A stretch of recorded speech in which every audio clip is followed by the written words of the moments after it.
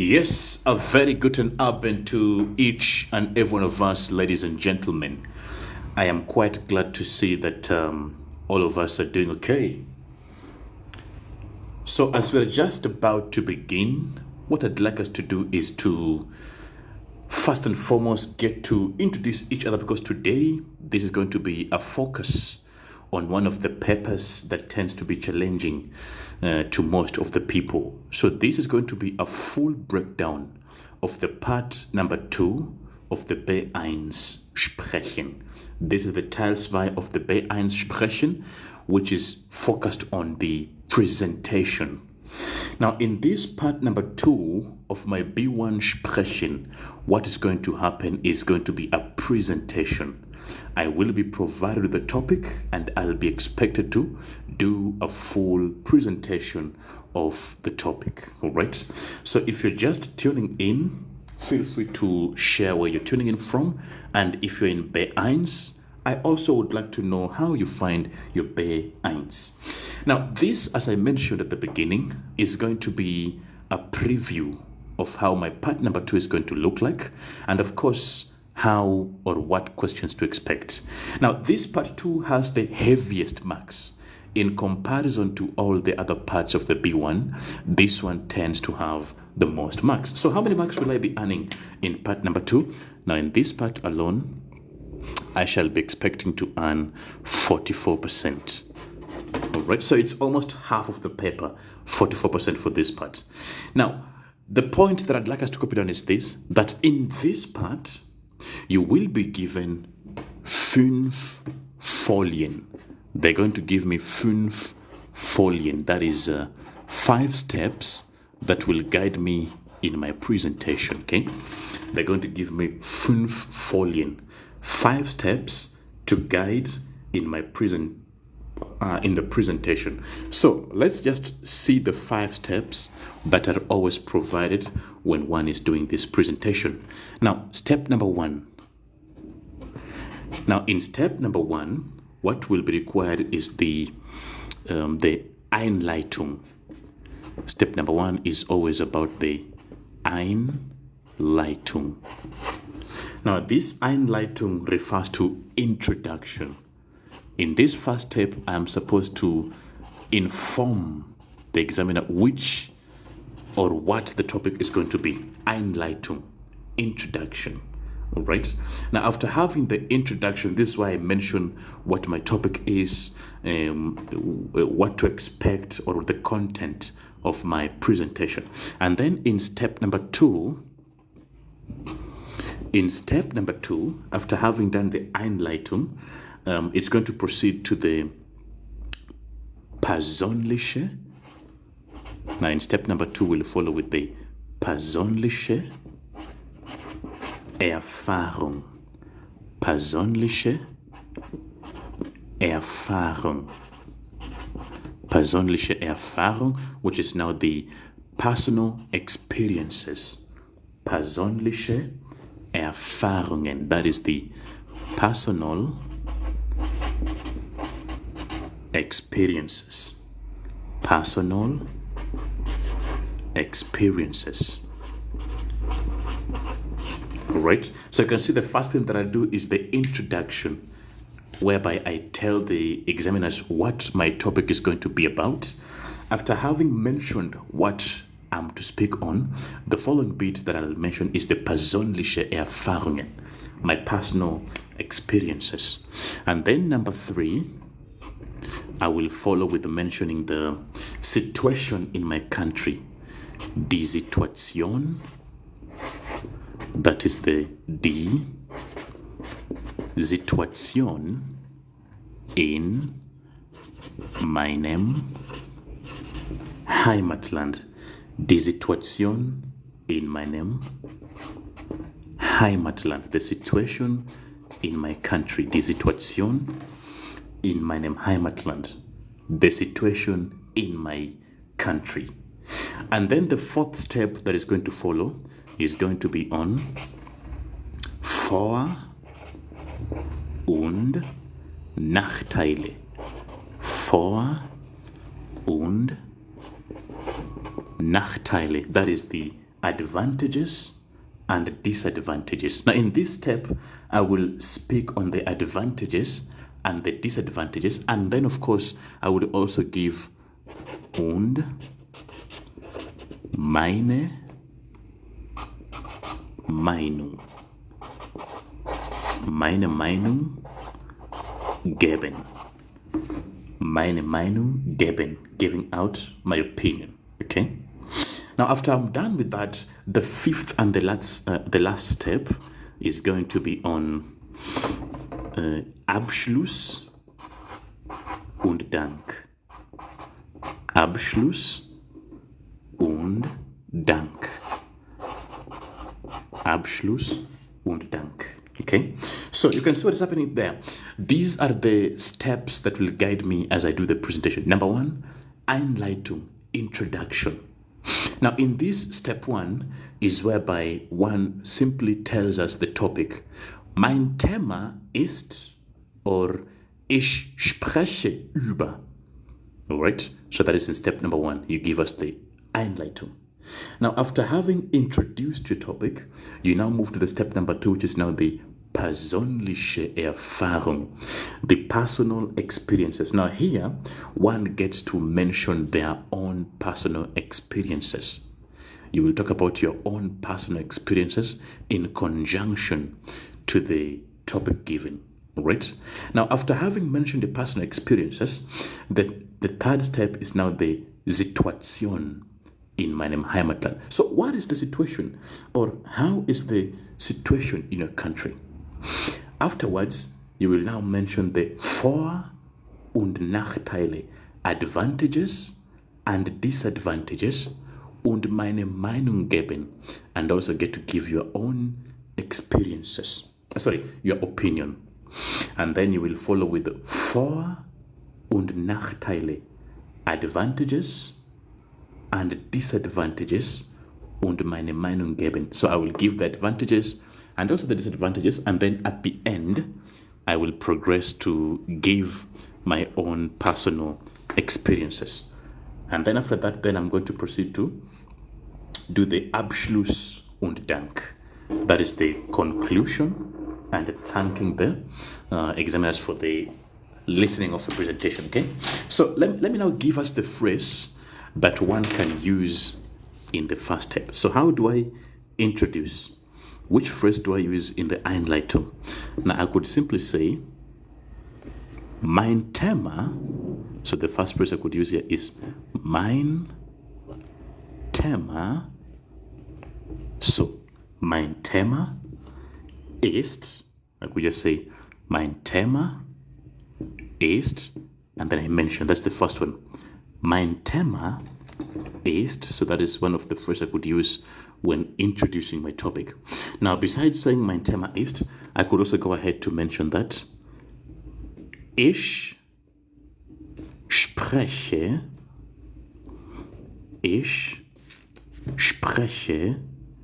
über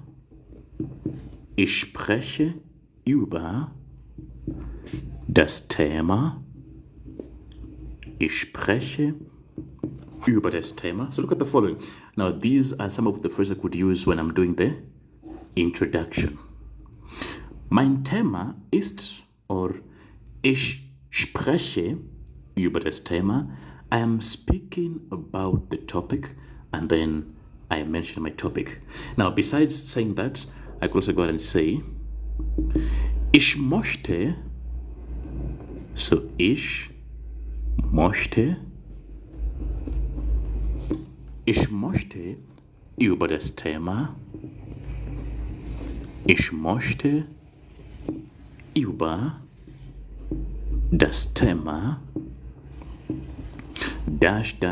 sprechen. Ich möchte über das Thema sprechen. So these, as mentioned, are the phrases I could use under the Einleitung, the introduction. Mein Thema ist, or ich spreche über das Thema. I am speaking about the topic, and then I mention, or ich möchte über das Thema sprechen. I would like to speak on the topic, and then I proceed to mention the topic, okay? So those are the phrases under the Einleitung. Now, after you are done with the Einleitung, you will now progress to the following, which is on the persönliche Erfahrungen, personal experiences. So, which phrase could I use under the personal experiences? So, you could use the following. I could begin by saying that aus meiner, so I want to say from my experience, aus meiner Erfahrung, aus meiner Erfahrung, dash, dash, dash. Aus meiner Erfahrung, from my experience. And then you mention, all right? I could also say personally, persönlich, persönlich, dash, dash, dash. Personally, persönlich. So these, remember, are under the personal experiences, persönliche Erfahrungen. So, aus meiner Erfahrung oder persönlich, personally. I could also proceed to say, when I was young, als ich noch jung war, dash, dash, dash. Als ich noch jung war, when I was still young, remember they're still pointing under your personal experiences, yeah? Als ich noch jung war, when I was still young, and then you progress to mention the point. Now, besides that, I could also mention a specific year, when I was 5 years. Als ich 5 Jahre, als ich 5 Jahre alt war, als ich 5 Jahre alt war, dash, dash, dash, when I was 5 years of age, and then you mention. So these are just a couple of phrases you could use under persönliche Erfahrung. Normally what happens under persönliche Erfahrung, you give a short story about what exactly happened to you in connection to the topic. Okay? That is in step number 2. And how about step number 3? Now, in step number 3, I would be speaking on the Situation in meinem Heimatland. Die Situation in meinem Heimatland.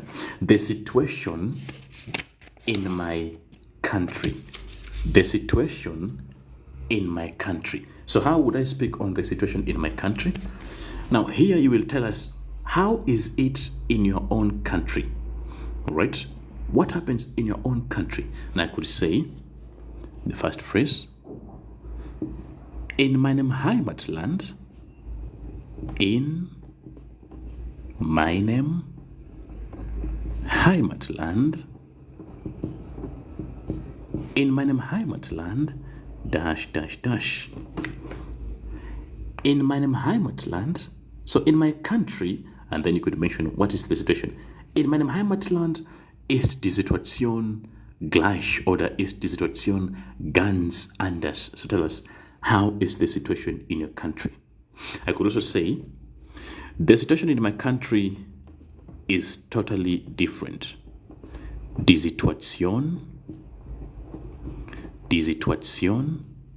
in meinem Heimatland, die Situation in meinem Heimatland, die Situation in meinem Heimatland ist ganz anders. Die Situation in meinem Heimatland ist ganz anders. All right, the situation in my country is totally different. Die Situation in meinem Heimatland ist ganz anders. The situation in my country is totally different. Now, of course, I could decide to change the says gleich, the same, or now depending on the part that I would like to describe. Okay? I could also say in Deutschland Oder in Südafrika, so you could also mention the name of the country specifically, right? In Kenya, in Uganda, zum Beispiel, in Kenya ist oder sind dash dash dash. In Kenya oder in Uganda ist oder sind, and then you mention the situation in your country. So basically in this step then you just get to speak about how is the situation in your country. Is it different? Is it the same? If so, briefly also tell us how it is in your homeland, okay? Now, after I'm done with this step, now I progress to step number 4, which is on talking about the advantages and disadvantages.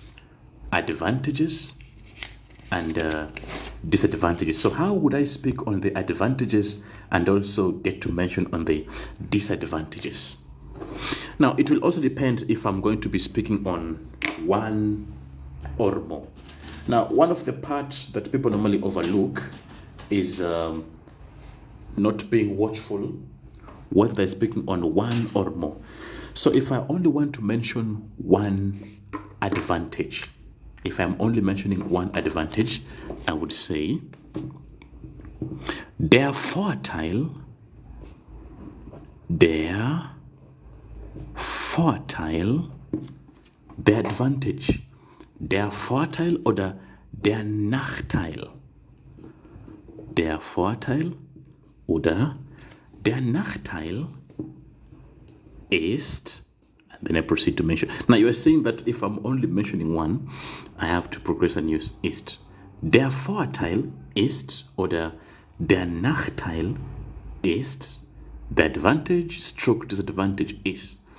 But if you say two or more, if you now proceed to say two or more, you would now say, so if I'm going to be saying two or more, die, now this one two or more, die Vorteile, die Vorteile oder Nachteile, die Vorteile oder Nachteile sind, die Vorteile oder die Nachteile sind, the advantages or the disadvantages are, and then you say, die Vorteile oder die Nachteile sind. Now you can see if it's plural, there is an additional E, right? If it's plural, there seems to be an additional E right there. But if it's singular, it's just der Vorteil, Nachteil ist. Plural, die Vorteile, die Nachteile sind. Okay? Now, you could also be specific and say a good example or an interesting example, an interesting advantage. Ein interessanter, ein interessanter Vorteil ist dash dash dash. Ein interessanter Vorteil ist, an interesting advantage is. So you could actually spice it up in accordance to what you would like to portray or mention in the presentation, okay? So all that is under the advantages and disadvantages, and then I follow by telling meine Meinung. Meine Meinung geben, giving your opinion. What is your opinion in regards to the topic you're presenting? What is your opinion? Are you for it or are you against it? So when I'm saying my opinion, I could just say, so under my opinion, so when I'm about to say my opinion, I would say, ich bin der Meinung, ich bin der Meinung, dass, ich bin der Meinung, dass. Now remember, these are under when one is saying the opinion. I am of the opinion that. Ich bin der Meinung, dass. I am of the opinion that. Now, besides me saying ich bin der Meinung, I could also go ahead and say my opinion is meiner Meinung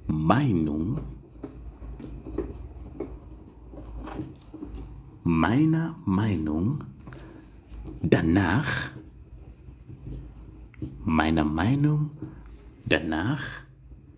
then I say,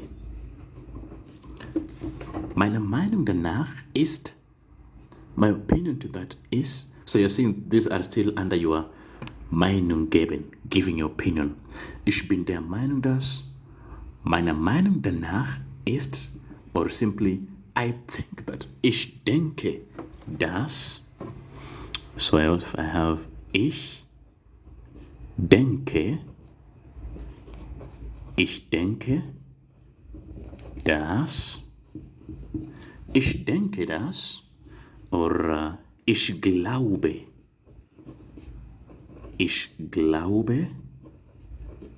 dass, I believe that. Ich denke das, I think that, or ich glaube das, I believe that. Okay, so that is on me after having given the advantages and disadvantages, and then eventually stating what my opinion is.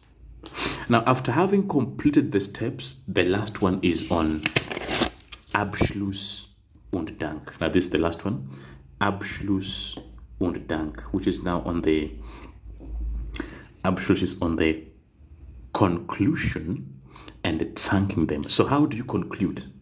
How do you get to conclude your presentation? Now, for me to simply conclude, I would just say, firstly, thank them. Vielen Dank für Ihre Zeit. So I would say, vielen Dank für Ihre Zeit. Vielen Dank für Ihre Zeit.